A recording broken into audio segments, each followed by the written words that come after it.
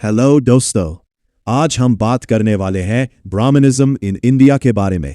मैंने ये टॉपिक सबसे पहले इसलिए चुना क्योंकि मेरे हिसाब से यही शुरुआत थी भारत के एक ऐसे श्राप की जिसका असर हम आज भी भुगत रहे हैं। मैं ना तो नास्तिक हूं ना ही अंधभक्त।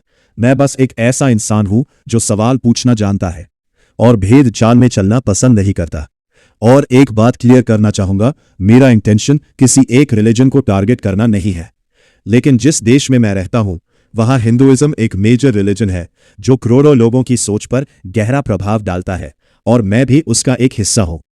आज मैं अपने रिलीजन की बात नहीं करूंगा, उस पर हम अगली वीडियो में डिस्कस करेंगे।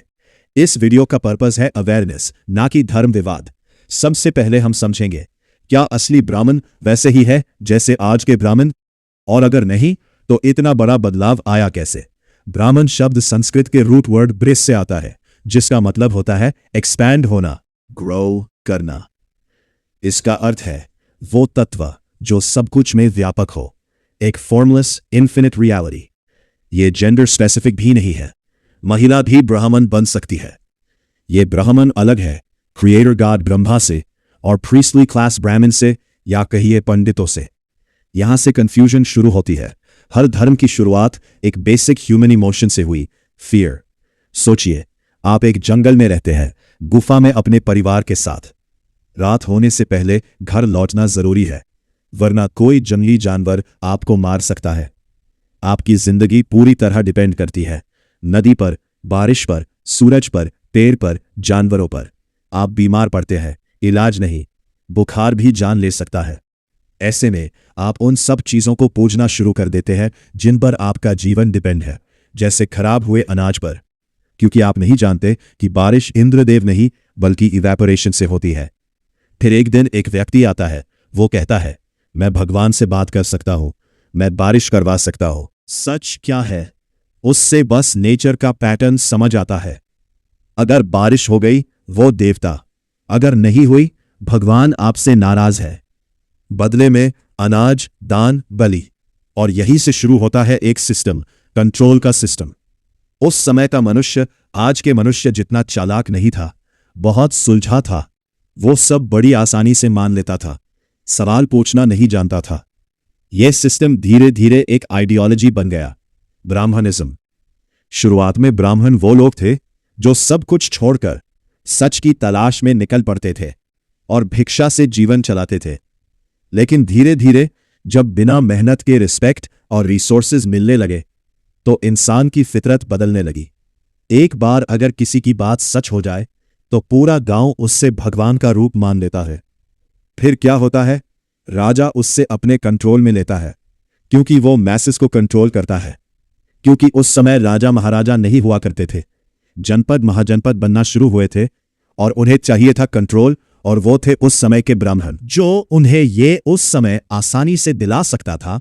इसलिए राजा उन्हें जमीन, पद और पावर देता है, और जो व्यक्ति सब कुछ त्याग चुका था वो अब बन जाता है जमींदार, मंत्री, पावर होल्डर। फिर आता है सबसे बड़ा स्टेप, वर्ण सिस्टम। सोसाइटी को 4 वर्णों में बांट दिया गया। लेकिन ध्यान देने वाली बात, जिन्होंने सिस्टम बनाया वो कभी नीचे नहीं आए। खुद को सबसे ऊपर रखा, नॉलेज को कंट्रोल किया, ग्रंथ लिखे जो सिर्फ वो ही पढ़ सकते थे। एजुकेशन को रिस्ट्रिक्ट कर दिया गया ताकि कोई उनकी जगह ना ले सके। राजाओं के साथ अलायंस बनाया गया, शादियों के थ्रू अपनी बेटियों से उनकी और उनकी बेटियों से अपनी शादी के थ्रू, क्योंकि जो वो कहेंगे वही आम आदमी बिना सवाल पूछे मानेगा। अब वो भगवान के लिए सब कुछ त्यागने वाले से खुद भगवान बन गए थे। मंदिर बनवाए गए और राजा को कहा गया अपना खजाना मंदिर में रखो, क्योंकि अगर बाहरी हमला हुआ मंदिर सेफ, अगर राजा मर गया खजाना उनका। धीरे धीरे शिक्षा सिर्फ उनके पास, पावर उनके पास, इतिहास लिखने का अधिकार भी सिर्फ उनके पास। और सोसाइटी में डिवीजन इतना गहरा हो गया, कुछ लोगों को पढ़ने तक की इजाजत नहीं, कुछ को छूने तक से माना। और यही से एक ऐसा सिस्टम बना जो पीढ़ी दर पीढ़ी चलता रहा। आज सवाल यह है, क्या आज के ब्राह्मण वैसे ही है जैसे असली ब्राह्मण थे, या फिर सिस्टम ने उन्हें कुछ और बना दिया? और ये बात आज का सो कॉल्ड ब्राह्मण मानना नहीं चाहता, पर अपने ही बनाए नियमों के अनुसार वो वैश्य है, शूद्र है, और थोड़ा बहुत क्षत्रिय भी, परंतु ब्राह्मण नहीं। आज एक कम्युनिटी का लालच ही था जो हमारा देश इतना इनकम इनइक्वालिटी से जूझ रहा है। 3% होकर इस देश का 20% इनकम कंट्रोल वाली ये कम्युनिटी आज भी अपना लालच छोड़ने को नहीं तैयार।